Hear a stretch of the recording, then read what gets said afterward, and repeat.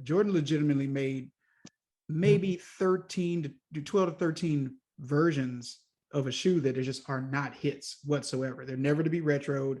They're never to be, discussed anymore. And that Six Rings is one of them. Much like Jordan golf shoes. No one's talking about those. It's funny you brought that up because I got a pair of Jordan golf shoes here right now. Oh my God. Do you wear them? I got a pair of Jordan golf shoes that look just like this. Okay. What just do got you golf do spikes with on the bottom. Why do you have them? Well, one, the other colorways were going for pretty good flip money. I mean, the profits on them were pretty nice. So I'm like, okay, military blue hasn't come out in a while. Rumored to come out this year or next. They dropped the golf shoe. People are going to go crazy for it. And it did not jump up in price like I thought. Okay. So like, well, maybe one day if I golf. All right. So in this segment, we're going to talk about the most recent cop. So that's between what I got and what Alfredo got. Welcome to the Heat Exchange. Okay. Yes. What did you get most recently? Most recently, shout out to local company. I think we talked about it before, Trade Block. Yep. Based here in Houston. Thank God for Trade Block because they are allowing me to get sneakers that I missed the first time around. Oh, cool. So I lead in with that intro to go back, and this is where you put the little wavy. We did a review of this shoe, and I said, "Hey, I got to go get it for myself." Yep. And I did. Okay. I had to have the British khakis, and then it started getting cold. And I'm like, I need something more fall related. Okay. So thank you, Trade Block. I was able to make a trade and I was able to get the Olive Sixes. So I have both Travis Sixes now in my possession that I bought this year. So not anything that was a cop or a release from this year, but something I had to go back and get just in case that price just spikes out of nowhere, which with these sneakers, you're one event away from the price shooting up. So honestly, you're probably the event in it now. Exactly. So first shoe latest cop, the Travis Six Olives. And those are hot. So number one, it just hit me though that you got 3 pairs of Travis Scotts, like for your personal collection. I did. Okay. I did. Look at this. I did. Also, so 3 Travis Scotts just this year alone. So I was blessed this year. Let's just say that I was blessed.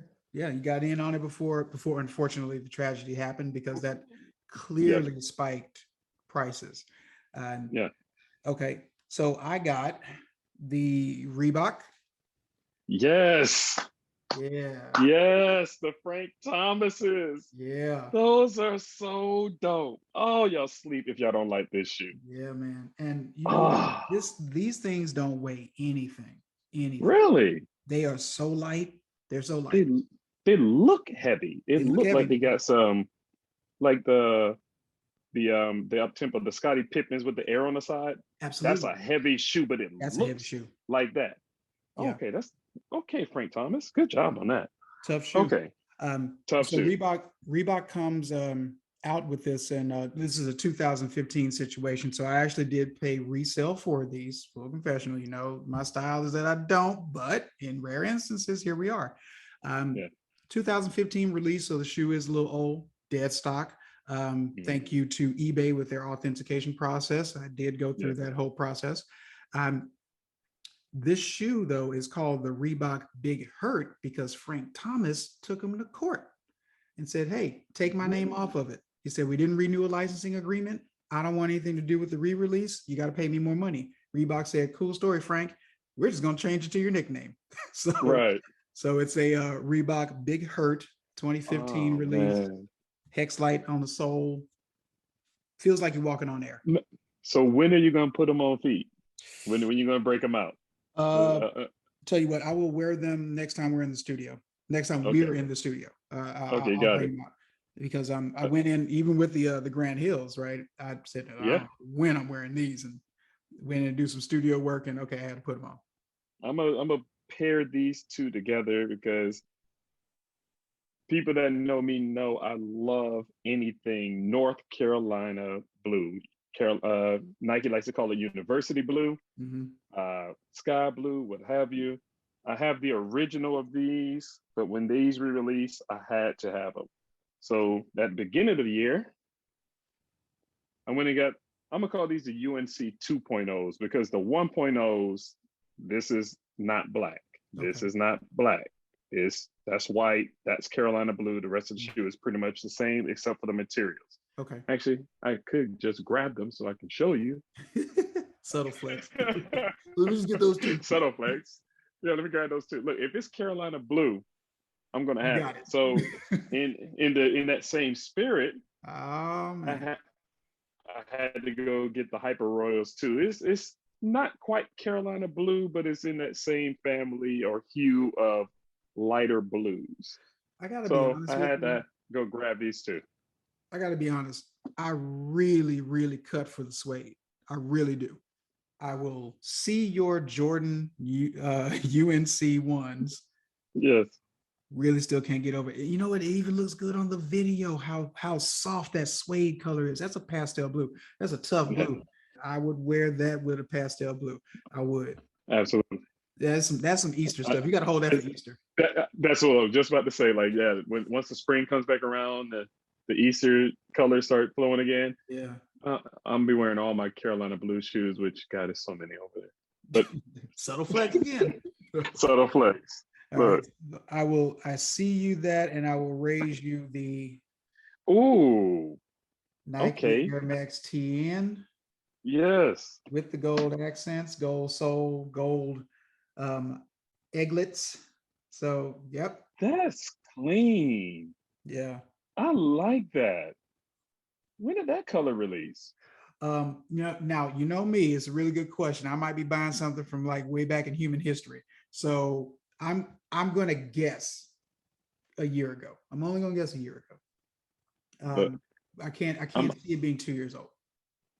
I'm gonna nickname those the Sabas. For the White Ranger had the sword. The sword was named Saba. Yes. Yes. Remember, that's the White Ranger colors right there. Yes. Black, white, and gold. That's the White Ranger right there. Those are the White Rangers. Perfect. That's perfect. Those are clean. So when you wear them, I'm gonna start the Saba. Actually matches the Raw Kick shirt. Slight play. Oh, that's the new Raw Kick shirt? Vintage, actually. It's a vintage Raw Kick shirt. Oh, that's the racing color ones. Yeah. I like them. Inspired by the marathon, right? The finish line. Inspired by the finish line. Yes. That that's a beautiful analogy. I like it. I like it a lot. It looks like the White Ranger. That's exactly what I thought about. Those are clean. These are also a cop through eBay, which, it brings up a thought, about clearly eBay bought an authenticator. So yes, brings us back to, is eBay now in the supply chain business? So I think they've established themselves as a resale market long enough that they have found the areas of opportunity for them to actually further root themselves into a process. Because who did you say they were using at first? SneakerCon is who they're using to authenticate their sneakers. Okay. But when you first got into the sneaker game, maybe years ago, eBay was the place to buy sneakers. Yeah. And then StockX, Gold, and they got lost in the fray, and a lot of that had to do with the authentication of their sneakers. Sure. Are they real? Are they fake?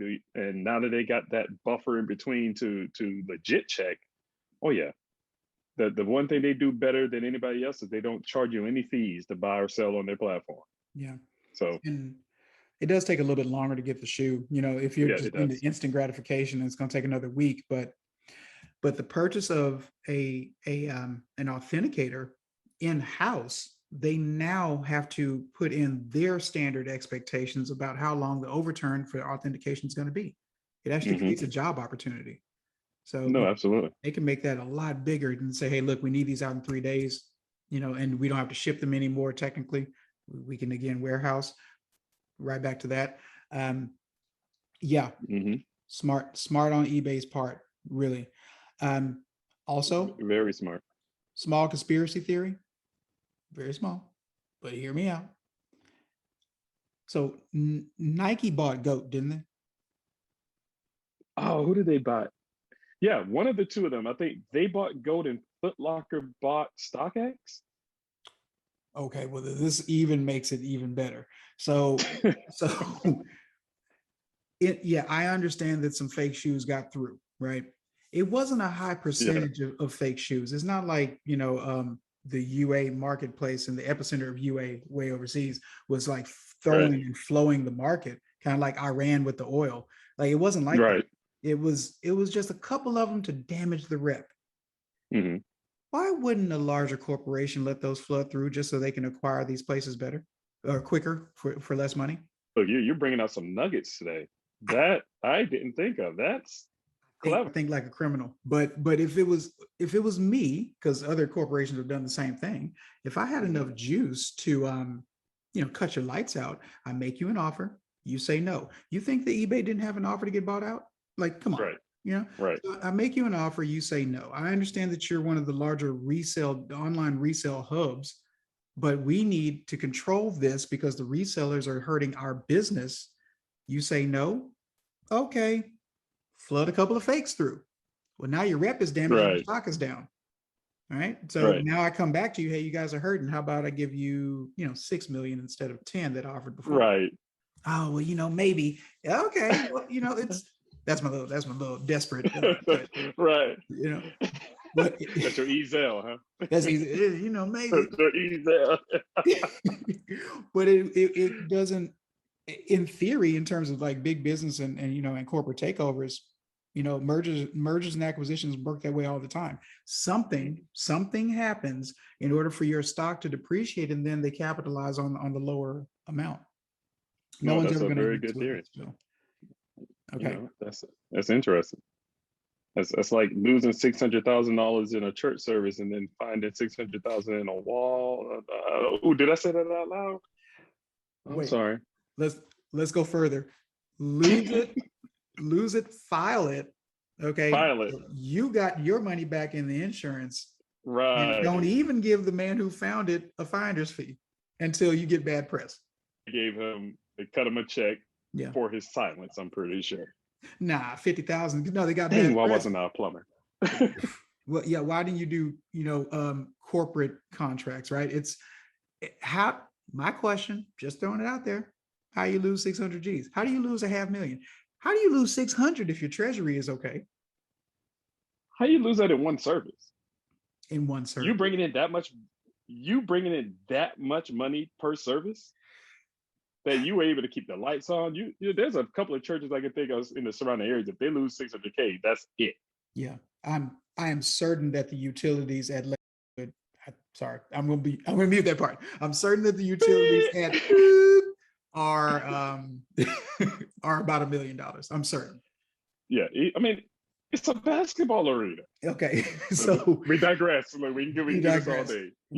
What Yes. I found out about Fila as a Mm, company, as well as something that you brought up before, and we talked about this off mic, maybe previous episode in pre-production, was what was happening with all the Jordans sitting on the shelf in China. hmm. So I have 2 points to it. One's a quicker point than the other. I'll start with Nike first. Um, so what I found, and there actually is an article about this that was in the Asian media space, and shout outs to Nikkei Asia, right, for this really interesting article. But what it did introduce is the idea that um, brand loyalty, as it comes down to the Asian marketplace, which does segue into the Fila situation, but brand loyalty, as it is defined in the Asian market space, is something more intrinsically clandestine than what we get here in America. Like, Hmm. you're a Jordan head, you buy Jordan. Now, you don't just buy Jordan, but you Right. do buy Jordans, and Right. primarily Yeah. all the Jordans sitting on the shelf, my theory, all the Jordans sitting on the shelf in China is due to the company of Chinese manufactured shoes called Li Ning. And if Hmm. I'm mispronouncing that, please forgive me, but Li Ning is the name that I found. Yes. Um, I saw another shoe brand that was made by China that actually replicated some platforms of Nike that were unlicensed. I did some research. They were unlicensed replications of the 720, the 270, and even the Vapor Max. But that company wasn't, they were selling online. This one is the one that's actually in the stores, in the physical stores in the mall. And Hmm. because they are made by mainland China, and because mainland China has 1 billion people, my theory is that that's a soft ask and an expectation by the government to support their own, as opposed to buy outside of there. Right. Because Jordan isn't made in China. Jordan is made in South Asia. No, as a Hmm. manufacturer, they're made in South Asia. But in mainland China, this is wholly manufactured and distributed amongst them. They don't really exist anywhere else. I've heard of Li Ning. I mean, they got influencers, D Wade, and some other NBA players that, but yeah, uh, keep We it get going. there. Keep it going. I don't want to jump the gun, but keep going. Okay. So you get this brand, right? That Hmm. that has an imprint in China, which is his home country. Okay, um, but you get the influencers because basketball as a sport, with the exception of Yao Ming, isn't a Chinese even influenced sport. It's not. I mean, they have a development group out there, of course, but Yao Ming, if I'm not mistaken, is probably the only Chinese national to play in the NBA within the course of 30 years. Like, has there been another one? Okay.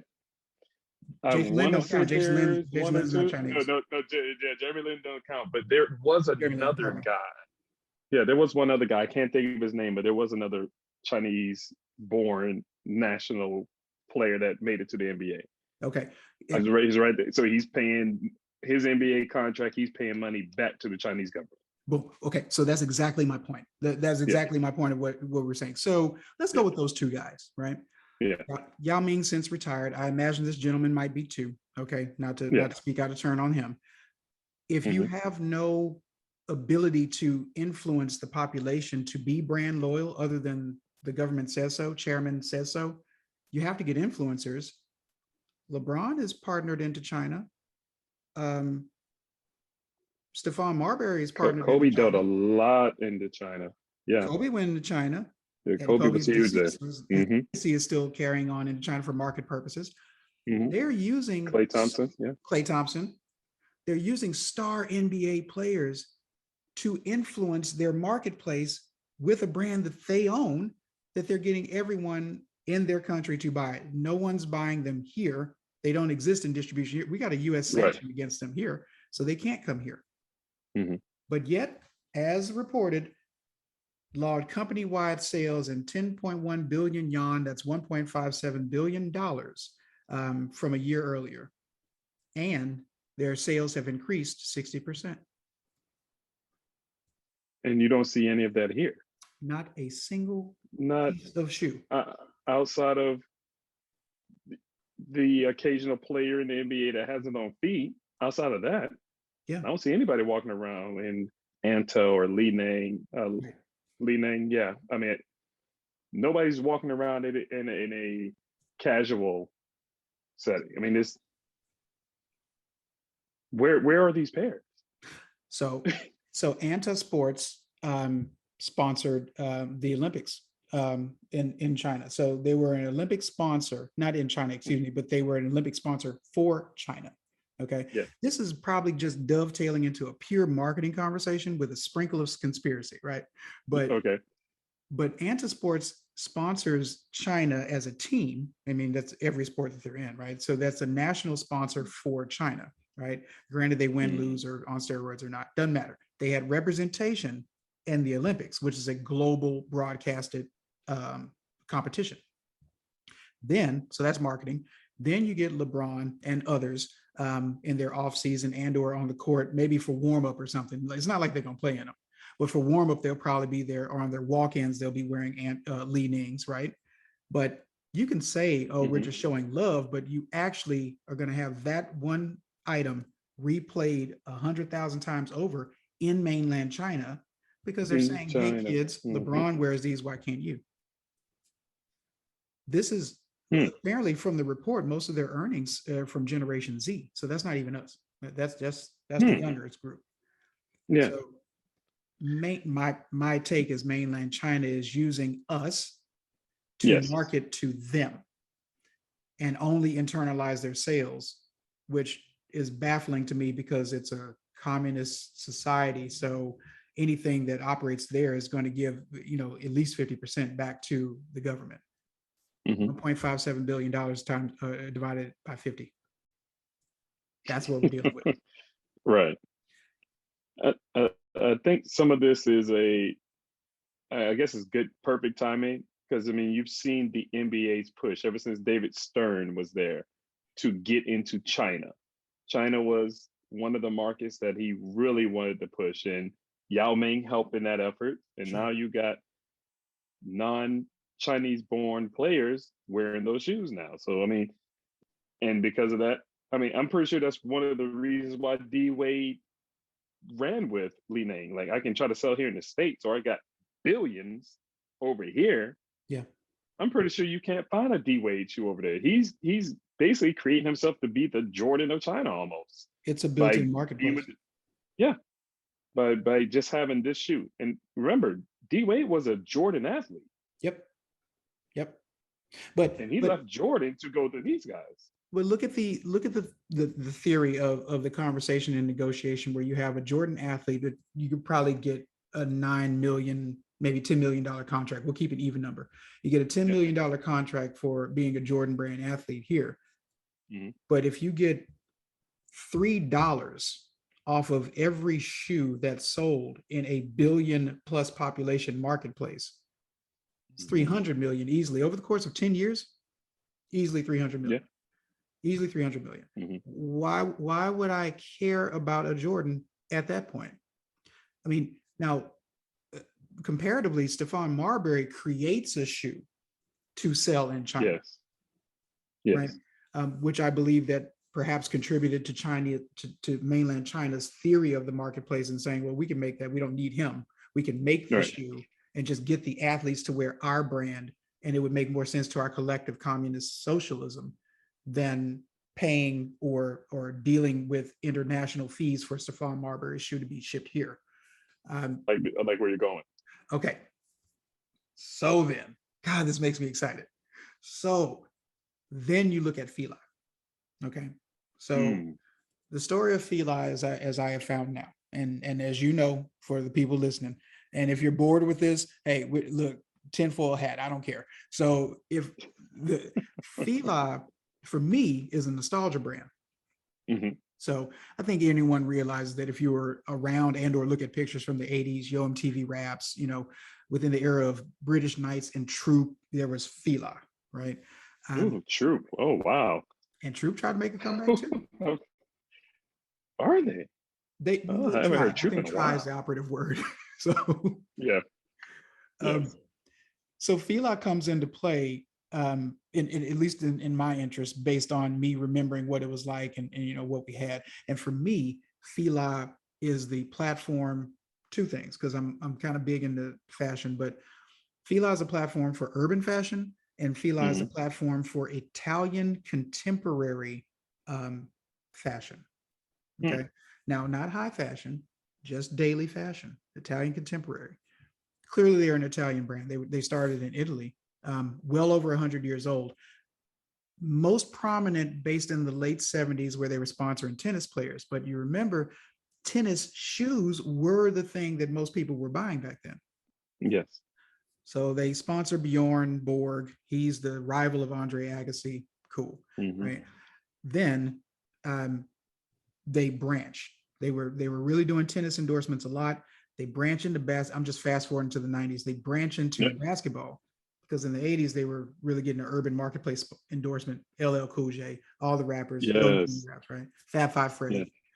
But then you get into the 90s where they start endorsements and sponsorship with basketball players. KJ, Grant Hill, Mashburn, Stackhouse. Stackhouse, right? You Yeah. got four Yeah. just star players right there. I mean, they're selling shoes like hotcakes. Mm-hmm. Then all of a sudden, they stop. And the question that I had was why. I was just, just naturally curious.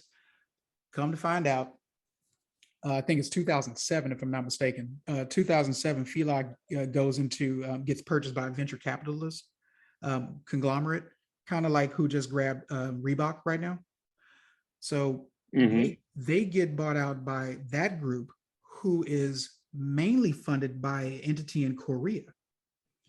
Now Korea co-headquarters Fila. So you have one headquarters in Italy, one headquarters in Korea.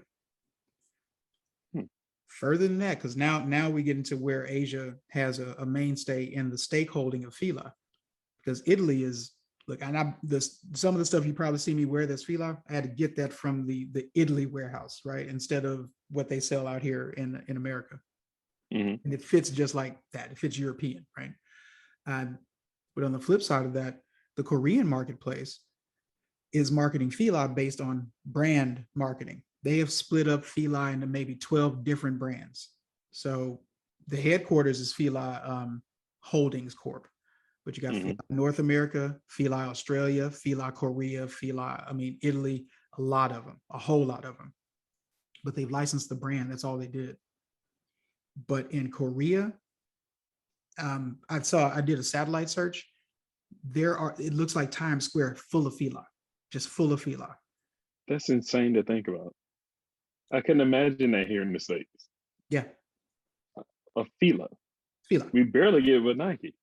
Yeah. Fila Times Square. I mean, it has to be a sight.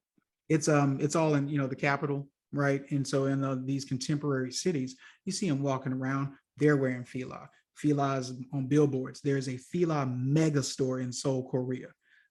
There's only another Fila mega store in Singapore and another one in Italy, because they have to play home base. But Asia is buying Fila. They almost did $1 billion in revenue. Wait, $1 billion with a B? A B. Yeah.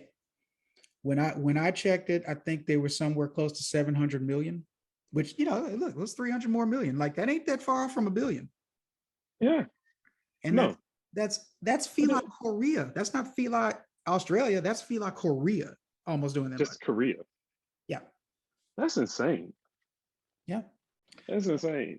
And I can't get, are you listening? I can't get a pair of Grant Hills out here unless I'm in the main marketplace fighting with other people who are trying to resell, right?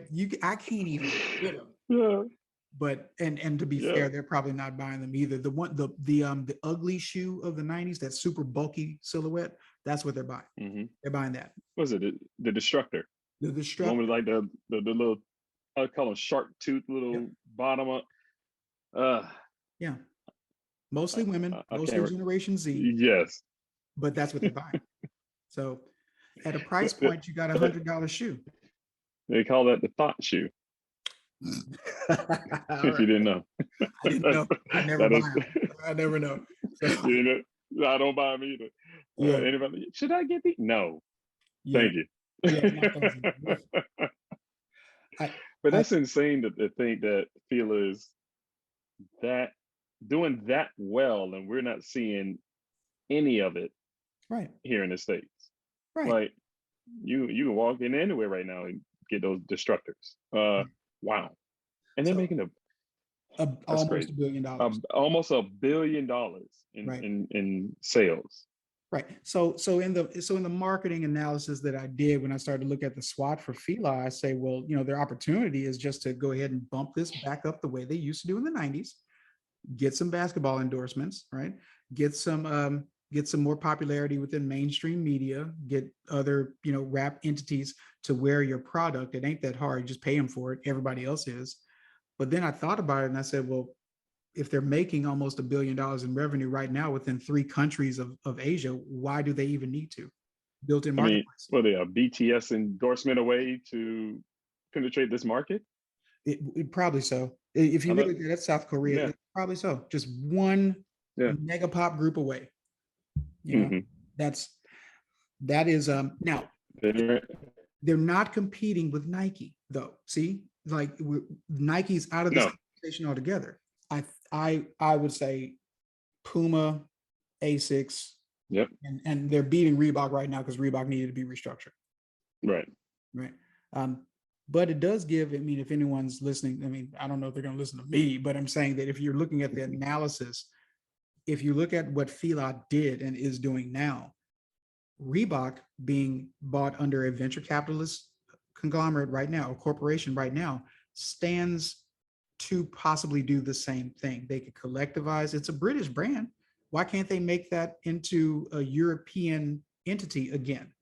You know, like British Knights, Reeboks, to buy British Knights too, bring them back out. Keep British Knights, the bulky 90s platform, ugly shoe, take Hmm. Reebok to the next level, right? Hmm. And then that way you can, you know, be reinserted in the marketplace without that stigma. That's very true. And they already got the built-in star power of Mr. Shaquille O'Neal, who sells any and everything Yep. on that group of investors. I mean, shout out to him to go from Reebok ambassador to owner. Owner. So kudos to him on that. Yeah. But I mean, you still got star power. You just need some other big influencers to really take it over the top, because I think Reebok was playing in that CrossFit space at one point. They were. I think that has now been taken over by Noble, Noble which came out of nowhere. Where did Noble came out of nowhere. from? Where did it come from? I mean, it was a little fitness, and then next thing you know, they're everywhere. Everybody in my gym wears Noble, but I digress. You're on point. I think Noble is Lululemon's competition. Basically, exactly. But exactly. Lulu doesn't make shoes, do they? They don't make shoes. They got the clothes. All right, so they're safe. They're safe for now. Yeah, for now. But everybody and their mama want to be in this sneaker space. Yeah. I mean, so it's just a matter of time for Lulu to get in it. Who knows? For sure. And they have a manufacturing marketplace. Lululemon, I just learned this. Shout out to Natasha Ponciano with Los Lotus Yoga. She introduced me to something that I didn't know, which is that Lululemon creates, they have like their own specialty fabrics. They create that stuff, they manufacture it, even down to the yoga mat. They make those things. So when you're an ambassador for Lululemon, you actually get a very unique thing that is very hard to replicate. And that's why people would rather sell Lululemon than compete with them, because it's not an equivalency out in the marketplace. I'm trying to think what's next. I mean, you got these three countries that you're focused on. You got to show growth. You got inflation going on. I mean, so you got to do something to keep the lights on and remain profitable. Like, what would be the next move? Is it an acquisition? Is it, I mean, what's next? How would you grow? You want to know what I think? And it ain't a pleasing theory, but here's what I think. Okay. Seeing the business model for most trendy brands that are collective in the Asian space, just in the Asian marketplace in itself, they don't last long. So ideally, I have a split thought. My first thought is that because the corporation purchased it, I thought it was very opportunistic for them to do so. And then they can bring a legendary brand into the Asian marketplace that didn't exist before and own it and profit off of it until the next thing happens. If they sell Fila now, if Fila Holdings Corp dissolves and gets purchased by ABC 123, whoever, if they dissolve, Fila ceases to exist at that point. I don't believe that the Italian headquarters has enough revenue to buy back their own name. That's what I think. So that would essentially take them in the way of lugs at this point. Like there's nothing that you can do, Oh God, lugs, yeah. I mean, they go the virtue of Sega. Like there's nothing that you can do. You can exist in the ether, but you can't really exist in the open marketplace, because you're not only failing in an international market, you're not competing with the top three. Like Puma endorses soccer. You quite honestly, I don't think we should mention Puma in the same breath as Fila in terms of competition. But in No. a footwear marketplace, maybe so, because of price point and availability within a marketplace of 1 billion plus people here versus Mhm. 300 million here, right? Right. That's what I think, that they're buying it as a legacy brand to say, look what we have done as a people, look what we can do for, high fashion or high end footwear and apparel, but that won't last. So whenever the next big trend hits Asia, Fila stops. Is there a comparable metaverse in China that they can take advantage of? Well, how would we know? 'Cause Because they won't even let how us will see we it. know? Right. I mean, you got Google, then you got Alibaba. So That's it. you got metaverse, Facebook. Yep. So I wouldn't be surprised if they took that route. I just don't know what that is yet. But I wouldn't be surprised if an announcement come out. They bought $6 million worth of space in the metaverse. That Like, that would not be a shock. I think that that's what they generally do. Not to discredit them, I just think that as a country, technology wise, they're incredibly good at replicating. They're not good at originating. So they can fulfill a request, and they can look at a prototype and say, "Oh, that was good. We can retro study that and then see if we can create it." But we would never know because they don't even allow Facebook in the country. Like they right. shut that down like Fallujah. So you let 3 people in, you look at the technology, and then you figure out how to replicate it. And then there is a, what is it, a Huawei phone? Like that was a really good, Oh, wow. Yeah. but we couldn't get it. No, Like they don't need us. They don't need us. they really don't. That army's getting kind of strong too. I don't know. And that's the mentality of the marketplace. Why do we have to extend further out if we can make all of the money here? And it's a socialist. Capitalism is one thing. You can call it a republic. It's a socialist republic, though. They have to figure out what makes the most sense for the money to come back to the house. Right. And the house ain't Fila, Korea. The house is Korea. Right. So this might be my last podcast, guys. I'm sorry if this is way too conspiracy theory. And look out my window for the rest of this week. I know. Any predator drones flying over your home at this point? I'm not gonna hold you, man. I had to cover these topics because we had those to talk about, and just because of schedulings and time. I really appreciate you making the time to do this because this was hilarious. Absolutely. This is always fun to come on here, and also it's easier for me to have access to my arsenal of sneakers, so I can just bop in over here and grab a couple to show off. Yeah. So that helps out too. No, but this is always fun. It's always fun to come onto the podcast with you and chop it up about many different topics. So yeah, and here we go, deep diving into corporate America, and man, look, it's tough. Look, y'all like and subscribe because y'all mess around gonna get a whole education over here that you probably wouldn't even get in college. Yeah, so we're gonna go work out tonight, so I got to amp it up. Oh, that's okay. See, I missed this morning, but normally I do 7 a.m. Okay. So you're the after evening. Nighttime, night out. Nighttime. Why nighttime? No real reason other than schedule. I'm fairly productive all throughout the day. I don't even take naps. It's just kind of the thing for me. I really don't. But at night, it makes more sense because it's quieter. I actually go to a private gym that has slots, so there's no one there. And out of respect for their crunch and my crunch, I can just do that at night. Come back home, take a shower, go to sleep.